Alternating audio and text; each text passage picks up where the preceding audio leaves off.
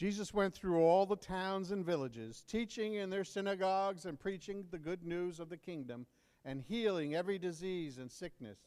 When he saw the crowds, he had compassion on them because they were harassed and helpless like sheep without a shepherd. Then he said to his disciples, "The harvest is plentiful, but the workers are few. Ask the Lord of the harvest, therefore, to send out workers into his harvest field." He called his 12 disciples to him and gave them authority to drive out evil spirits and to heal every disease and sickness. These are the names of the 12 apostles. First, Simon, who is called Peter, and his brother Andrew, James, son of Zebedee, and his brother John, Philip and Bartholomew, Thomas and Matthew the tax collector, James, son of Alphaeus and Thaddeus, Simon the zealot, and Judas Iscariot, who betrayed him. These 12 Jesus sent out with the following instructions: "Do not go among the Gentiles or enter any town of the Samaritans. Go rather to the lost sheep of Israel. As you go, preach this message: the kingdom of heaven is near. Heal the sick, raise the dead, cleanse those who have leprosy, drive out demons. Freely you have received, freely give." This is the gospel of the Lord.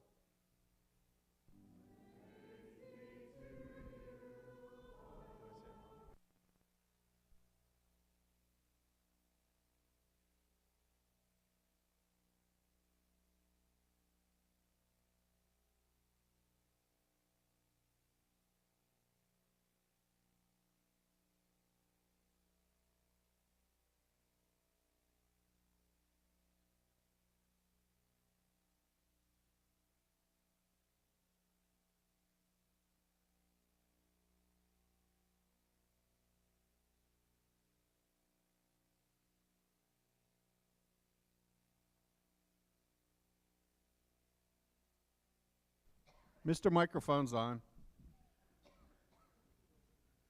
You comfortable? You all comfortable? No, Andrew? Why not? Pardon?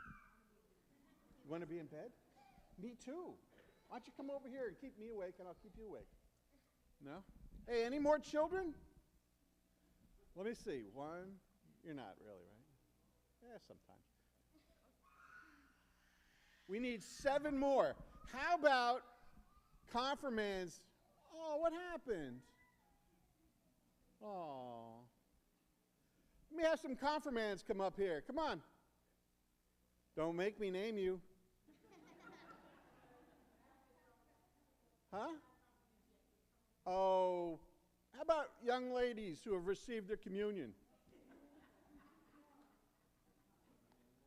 There's somebody I don't see. Yeah, I'm looking for Abby.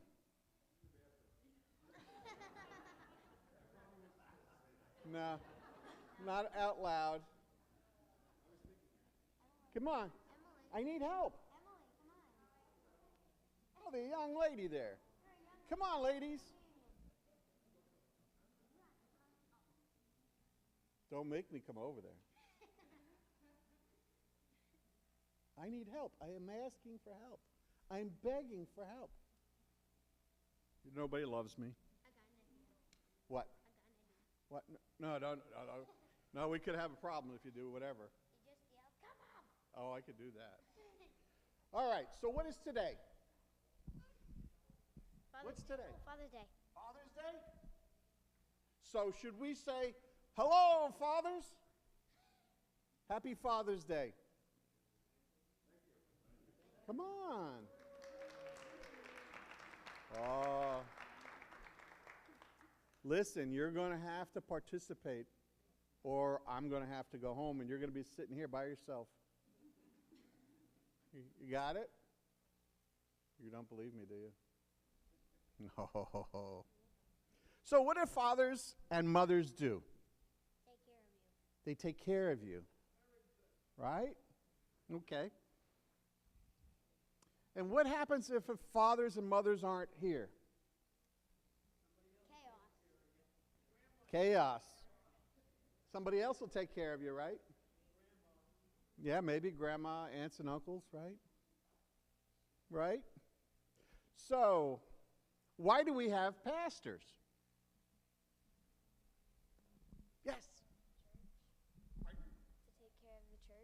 care of the church. Very good. This is going to make the audio visual guy up there crazy because they won't be able to hear me. But thank you. Take care of the church. Is the pastor supposed to do everything in the church? No. Who does the rest here in our church? No, not me. Everyone does. Everyone does. Everyone does. Very good. What happens if there's no pastor? What do we do? Call for a substitute. Huh? Call for a substitute. Call for a substitute. Yeah? So we can't just all go home and not come back anymore, right? Because there's nobody here. So we have to continue, right? You're bored? Okay. I want to speak about Jesus and a really important message to all you. Did she come back? No, I see her. No, wait. Everybody clap when she comes in. No, other. Hey.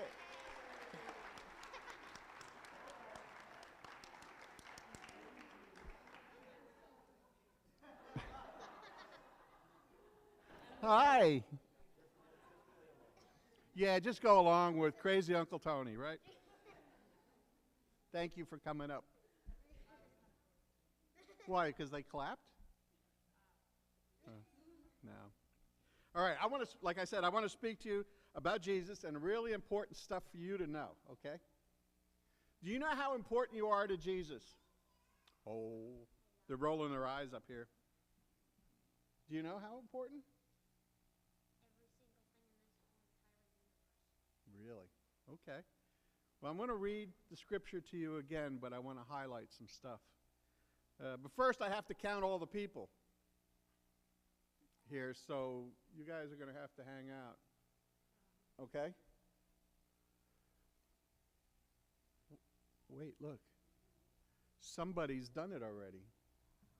That's one of our ushers. There's 78 people here. Yeah, I did. And you have good writing. So the ushers have already counted the people, so I didn't have to worry about them. Deacon David didn't have to worry about them, and you didn't have to do it.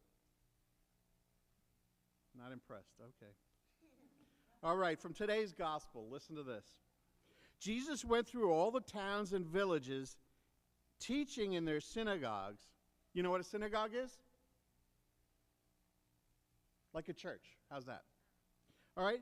Preaching the good news of the kingdom and healing every disease and sickness. When he saw the crowds, he had compassion on them because they were harassed and helpless, like sheep without a shepherd. Do you know what harassed means? That's what I've been doing to you. Right? I've been poking at you, giving you a hard time. No? Yes? Right? Yes, exactly. You're going to be the star, I know that. So, Jesus is comparing his people, the people, to sheep. And what does sheep need? To take care of them. Go ahead, say it. A shepherd, yes. Okay? And what do we do sometimes call our pastors? Shepherds. Isn't that interesting? And what are you called sometimes? You're excited too, aren't you? Huh? What are you guys called sometimes? Oh, sheep. Well, I should have gone with like the 7:45 service. Remember the sheep song? Ba, ba, ba. Okay. All right. All right. Art Linkletter. Now look at all these people here.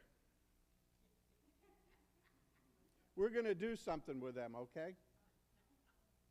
And you're going to do it. All of these people are thirsty here. Okay? Yeah. Every one of them is thirsty. You can see it. Okay? That's right. So then he said to his disciples, "The harvest is plentiful, but the workers are few." When do we use the word harvest? Yes. When you're farming and working the fields. Anything else? Yeah. Trying to grow. Growing plants. Collecting, right. Earlier service we talked about blueberry picking. How many hours do you think it would take to pick all the blueberries in an acre? One person. Somebody said, there was an expert, there was a blueberry picker here, he said a week. So, but I said, how about if we had 12 people to do it? How would that be? It would be a little bit better, right? And how about we had all these people? You think we could pick it faster? Yeah, that's pretty cool. All right. So then Jesus says, ask the Lord of the harvest, therefore, to send out workers into the harvest field. Right. Now, who is the Lord of the harvest? Starts with a J. Jesus? You all agree? Everybody agrees? Give me this, huh?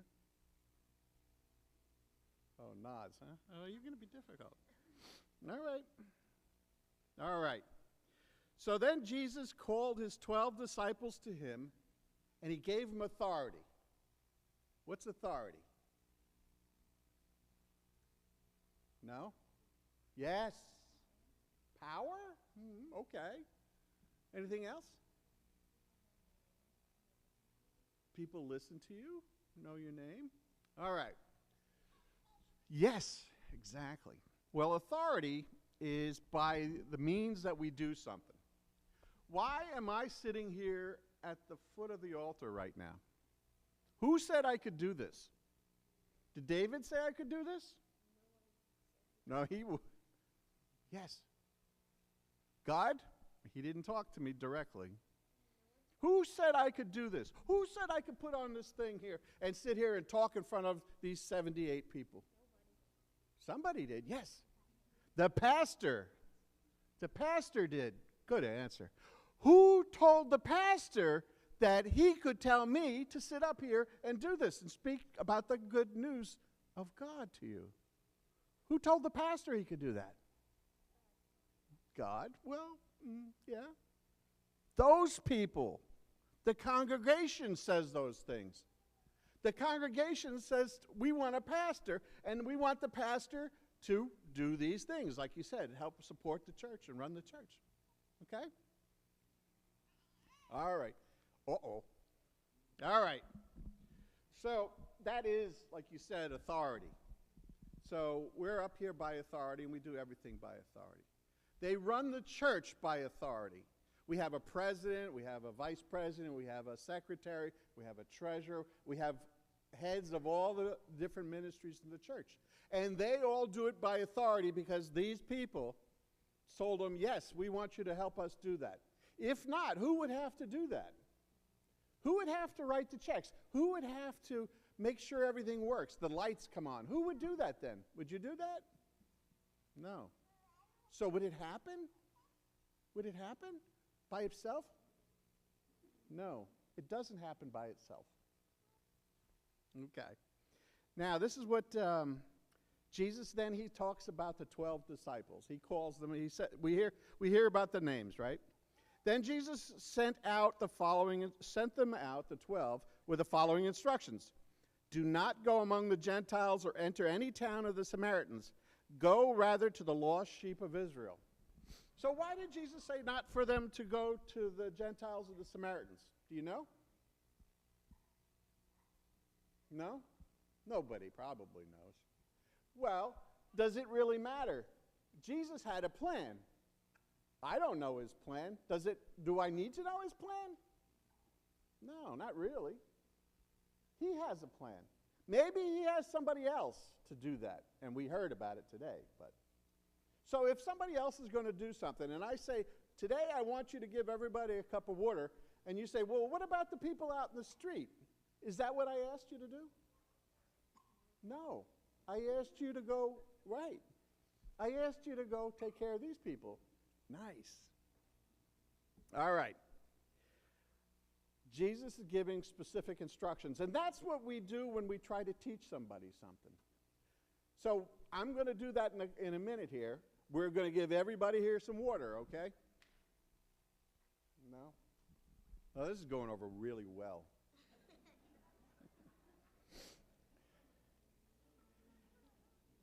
Jesus is telling them to go proclaim the kingdom of heaven is coming near. Oh, you're really bored, huh? Heal the sick, raise the dead, cleanse those who have leprosy, drive out demons. Freely you have received, freely give. Yes, you have been given information on how to do it, and you've been given authority. Jesus gave those men the same authority and the same power that he had. Now, isn't that pretty special? No? I think it's pretty special. All right. What I want you to do when you give out the water is tell them Jesus loves you. Jesus loves you. Okay. Got it? All right. All right. Do you ever see people out here that you're afraid of? You don't have to point them out. Are some of these people scary, maybe? Yeah? Oh. Just we won't say that. Maybe people who have different color skin.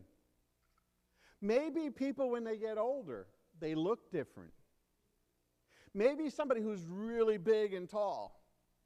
Maybe somebody who has a microphone. Maybe those kind of people scare us a little bit.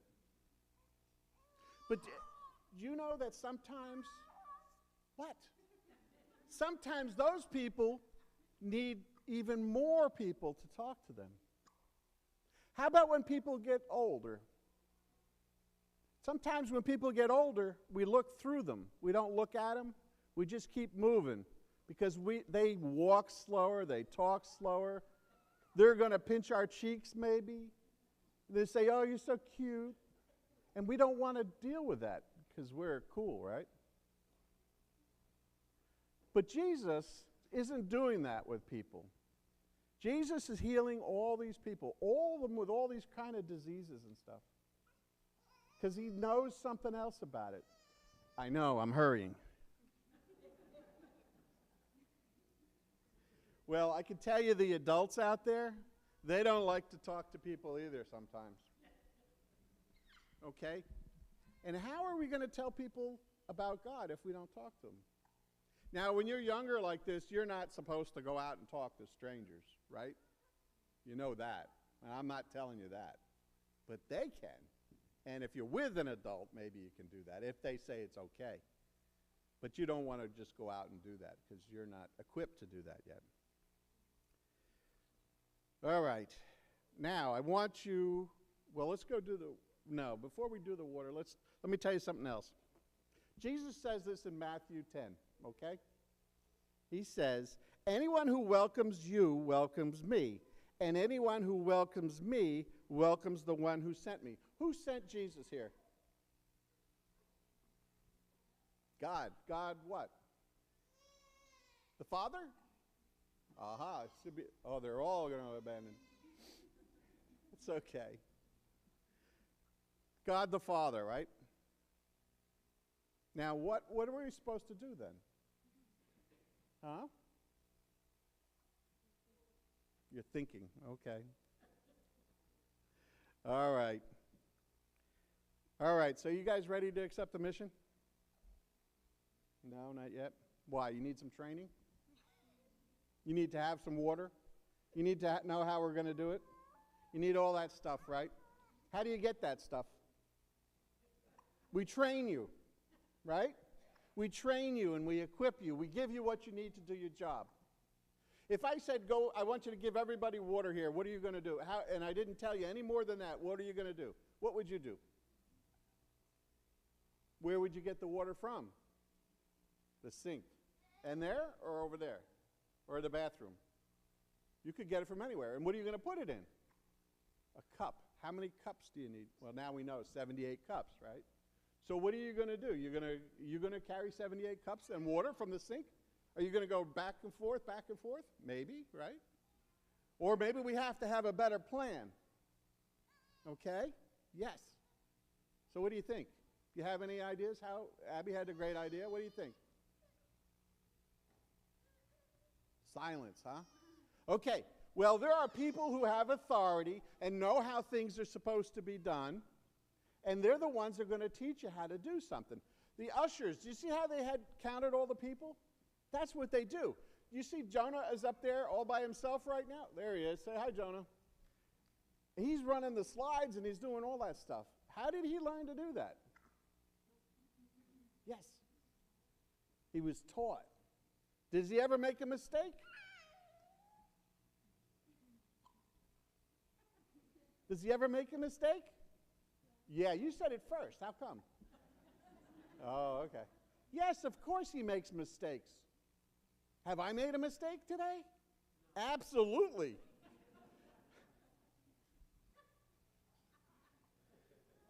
They have beautiful smiles. Nice. All right. I want you to hear some more things that Jesus said about young ones, okay? And you're a young one. I'm not going to call you a kid. I'm going to call you young ones, okay? The disciples came to Jesus and asked, "Who then is the greatest in the kingdom of heaven?" And then Jesus called a little child to him and placed the child among them. And he said, "Truly I tell you, unless you change and become like this little child, you will never enter the kingdom of heaven. Therefore, whoever takes the lowly position of this child is the greatest in the kingdom of heaven. And whoever welcomes one such child in my name welcomes me." So Jesus is saying how important you guys are. And it doesn't matter what anybody else says. Jesus already said this. This is his words saying how important you are. Okay? Now in Matthew 21, hey, you're not going to hear this until after you go back to school after the summer. How's that, huh? Just putting things in perspective for you. Give me a hard time. But when the chief priests and the teachers of the law saw the wonderful things he did, and the children shouting in the temple courts, "Hosanna to the Son of David," they were indignant. You know what indignant means? They were annoyed, they were angry, they were all sorts of things. And they said to Jesus, "Do you hear what these children are saying?" And Jesus said, "Yes." And then he said, "Have you never read?" And he quotes from Psalm 8 verse 2. "From the lips of children and infants, you, Lord, have called forth your praise." So Jesus is quoting a psalm about children again. So do you think children are important to God? Yeah. Now you're ready to accept my mission yet? Okay. Oh, wait. I forgot something else. Matthew 22. Somebody asked Jesus, what were the most important commandments? Huh? What? The 10 Commandments. Okay. That's what they were asking. Which of the 10 Commandments was the most important? And this is what Jesus said. You ready? "Love the Lord your God with all your heart and with all your soul and with all your mind. This is the first and greatest commandment. And the second is like it. Love your neighbor as yourself." Because you can't love God and lie. You can't love God and take his name in vain by saying, "Oh, it's true, it's true. I swear to God it's true." And you're lying. That's not love. And you can't steal from somebody. And you can't do something to them. You can't hurt them if you love them. So that's what Jesus was talking about. And so it's easy to say, "Thou shalt not steal," and maybe you never stolen anything. Have you? No, okay. But it's not always so easy to say to love one another. And as you see, when the folks get older, like me, sometimes it's even harder because you become more knowledgeable. See, some people are listening, and you're a little bit more. If Santa Claus came in the room right now, right? Some of you would get all excited, right? Some of you would get all excited. Yay! Some of you would say, yeah, okay. Not impressed. And then some of you would be trying to figure out who was this Santa's helper? And then say, oh, yeah, with great confidence, I know who it is. That's what some people would be doing. We'd all be doing something.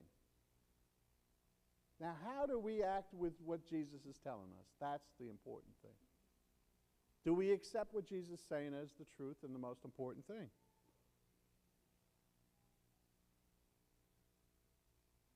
All right. Now, I want to talk about the water here.